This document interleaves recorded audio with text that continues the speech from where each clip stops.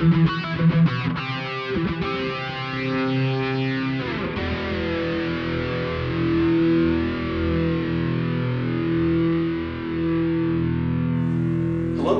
and welcome to How to Pose Like an 80s Rockstar, the guitar lesson. I'm going to take you through some of the fundamental body movements and poses you must know if you really want to rock like an 80s rock star. We're going to start with one of the essential moves I like to call the rock. It actually predates the 80s. You may have seen Kiss do it in the 70s. But it goes a little something like this. Kind of pivot at the hips. See that? Do it side to side. Looks good when you do it in tandem with another guitar player or bass player or whatever. Try combining the two, mix it up. See a pattern developing? Gotta keep them abs tight. Yeah. The spin around. Gotta be careful of your cords, make sure you don't get wrapped up in them. Hopefully you're using a wireless system and don't do it too many times in a row because you could get a little dizzy. For those of you a little less adventurous, you can simply change the angle at which you hold the guitar, straight up and down. Notice how I anchor it on my leg, right? Point it at the audience or the camera. Yeah. Maybe go back and forth, right? Okay, powerful technique. Oh, one that Steve Clark from Def Leppard used to do quite a bit. Hold a chord and then hold the guitar up in the air so everyone can see it. Move it around a little bit. Alright? Another thing you can do is try holding the guitar in unorthodox ways, like putting your hand over the top like this. Good for finger tapping. Alright? There's some moves I wouldn't recommend unless you got a lot of cash burning a hole in your pocket. One of them being the guitar flip. You start the guitar like this and you flip it like that. It comes back around, or you can do it this way, like that. The guitar comes up and around. It's better if you've got wireless unit.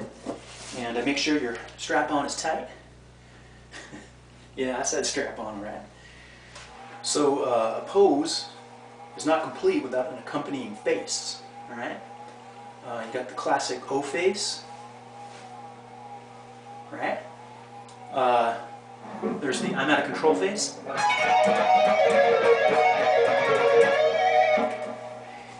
You may be asking, what about the headbang? Well, I don't consider the headbang a poser move unless you do the side to side. You know, imagine long flowing here. You know, before Zakk Wylde was a scary looking biker dude, he used to do that quite a bit when he was a big hair poser. Yes, he was. Yes, he was. So a good way to get the crowd going is put your hand up to your ear like that. Alright? Like middle of a guitar solo, you stop.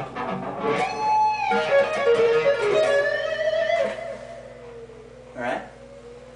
But be careful when you do that. Nothing worse than just having one dude in the back go, woo, or you suck. The kick. The kick's a powerful tool in the posing arsenal. And notice that the speed and intensity at which I kick will greatly impact the viewer's perception of the kick. Okay? You kick real fast, like that, right? Or if you kick real slow, like that, right? It's a little more sexy, won't scare the ladies. Robin the King Crosby, rest in peace, used to do that one quite a bit. Right? So I got a move I pioneered myself called the sideways kick. Alright? See that? You can alternate, do it side to side. Alright? Careful with that one. You don't want to hurt your fellow bandmates. Good way to fend off unwanted stage divers or groupies. You got the Van Halen Jump, where your feet go out in different directions, like, right? It's easier to do if you got to run and start. Be careful though, don't want to end up with a hip replacement like Ed did. So after all that posing and kicking, you may feel the need to stretch. I got the perfect one for you. It's called the Yngwie stretch. See that?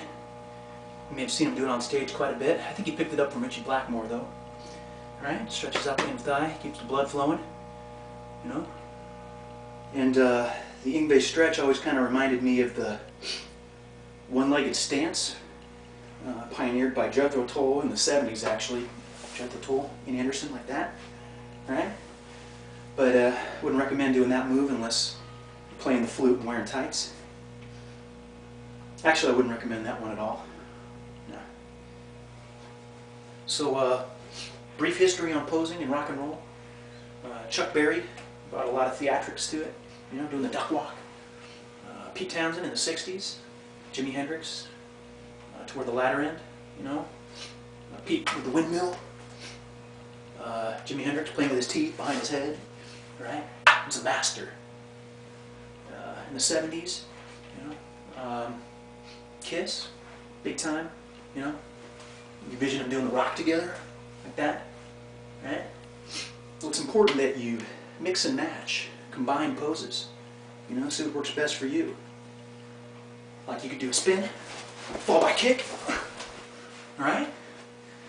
Or one of my favorites, do the Yngwie stretch.